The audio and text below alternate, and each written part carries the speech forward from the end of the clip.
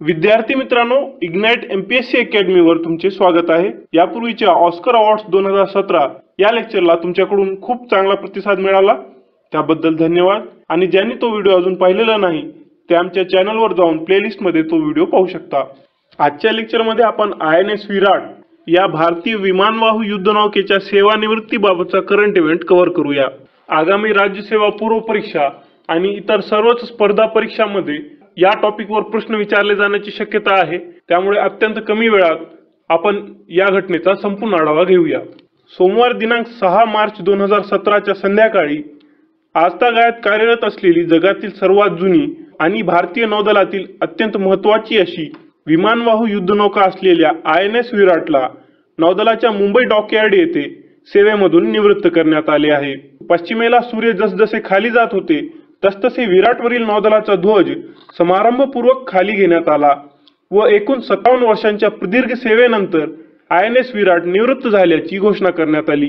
यावेळी झालेल्या समारंभात भारतीय नौदल प्रमुख ॲडमिरल सुनील लांबा, नौदलाच्या पश्चिम विभागातील समस्त नौदल अधिकारी आणि लष्कराच्या गढवाल रेजिमेंटचे अधिकारी उपस्थित होते। तसेच इंग्लंडच्या रॉयल नेव्हीचे प्रमुख first sea lord admiral sir Philip Andrew Jones व विराटवर काम केलेले ब्रिटिश नौसैनिक या भावपूर्ण सोहळ्याला उपस्थित होते। आयएनएस विराट ही मूळची इंग्लंडची होती आणि इंग्लंडच्या रॉयल नेव्हीमध्ये तिने यापूर्वी सेवा बजावली होती।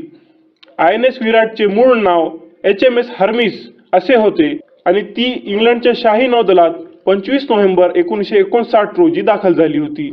रॉयल नेव्हीमध्ये तब्बल 27 वर्ष सेवा दिल्यानंतर 1984 साली HMS हर्मिसला रिटायर्ड करण्यात आले आणि त्याची दुरुस्ती करून 1986 साली तिला भारताला विकण्यात आले। भारताने 12 मे 1987 रोजी HMS हर्मिसचे INS विराट असे नामकरण करून भारतीय नौदलात सामील केले, जिथे ती 6 मार्च 2017 पर्यंत तब्बल 30 वर्षे सेवेत होती। आता आपण INS विराटची फिजिकल ओव्हरव्ह्यू घेऊया।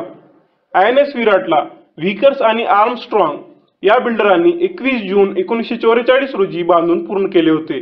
तिचे गट आणि प्रकार म्हणजे क्लास आणि टाइप लक्षात घेतल्यास ती सेंटॉर क्लास एअरक्राफ्ट कॅरियर या गटात मोडते। तिची लांबी तब्बल 226.5 मीटर्स आहे आणि वजन तब्बल 23,900 टन आहे।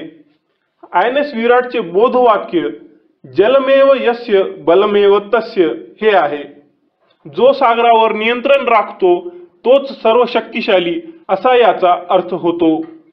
आजतागायत कार्यरत असलेली सर्वात जुनी विमानवाहू युद्धनौका असल्यामुळे INS विराटला ग्रँड ओल्ड लेडी हे टोपण नाव देण्यात आले होते।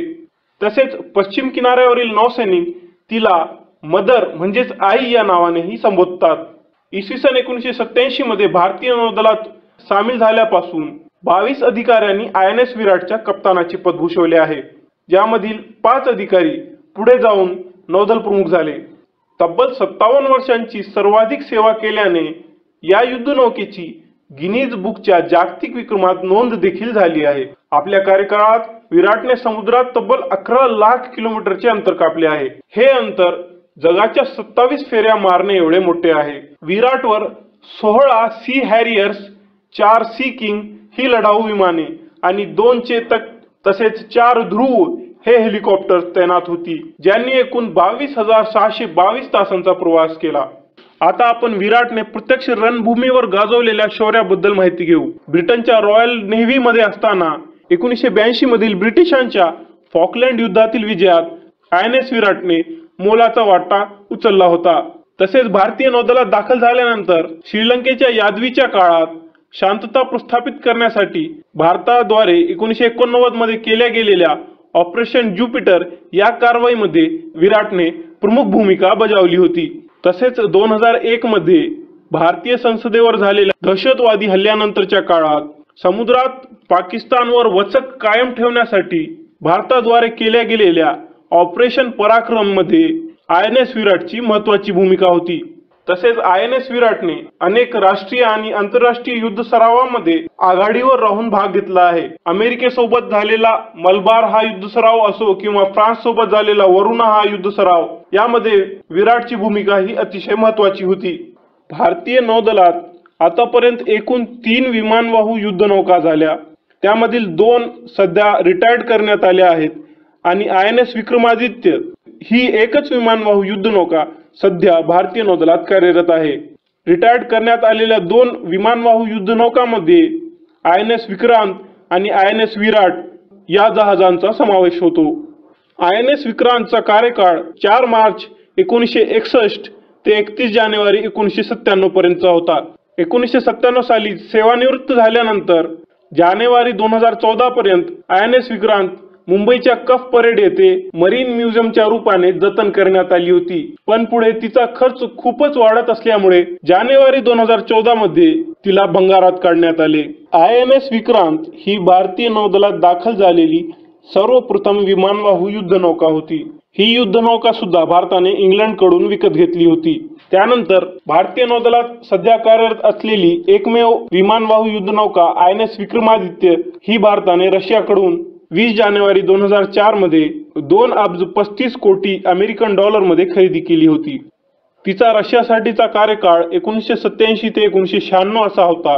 2004 मध्ये खरेदी केल्यापासून तब्बल 9 वर्षे भारताने या नौकेमध्ये आपल्याला हवे तसे बदल करून भारताने INS विक्रमादित्यला नौदलात दाखल केले। या सर्व माहितीच्या आधारावर तुम्हाला असे लक्षात आलेच असेल की भारत यापूर्वी विमानवाहू युद्धनौकांच्या बाबतीत इतर देशांवर अवलंबून होता, पण आनंदाची बातमी म्हणजे यापुढे भारताला इतर देशांवर एअरक्राफ्ट कॅरियरसाठी अवलंबून राहण्याची गरज उरणार नाही, कारण भारत पूर्णपणे स्वदेशी बनावटीची अशी INS विक्रांत 2 या विमानवाहू युद्धनौकेची निर्मिती कोचीन शिपयार्ड येथे करत आहे आणि नोव्हेंबर 2018 मध्ये तिला भारतीय नौदलात दाखल करण्याचे नियोजित आहे। INS विक्रांत 2 ही भारताद्वारे निर्मित प्रथम एअरक्राफ्ट कॅरियर असणार आहे।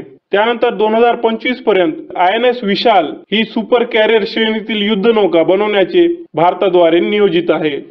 आता INS विराटच्या निवृत्तीनंतर तिचे काय होणार हा प्रश्न सर्वत्र चर्चेचा विषय बनला आहे। याबद्दल नौदल प्रमुख ॲडमिरल सुनील लांबा यांना विचारले असता त्यांनी तिच्या भविष्याबाबत 3 शक्यता वर्तवल्या आहेत। एक म्हणजे तिला म्युझियमच्या रूपाने जतन करण्यात येणार आहे किंवा तिला बुडवून पाणबुड्यांसाठी डायव्हर्स पॉइंट बनवण्यात येईल आणि जर शेवटी 4 महिन्यांच्या कालावधीत एकाही राज्याकडून ऑफर आली नाही तर INS विराटला INS विक्रांत प्रमाणे भंगारात काढले जाईल।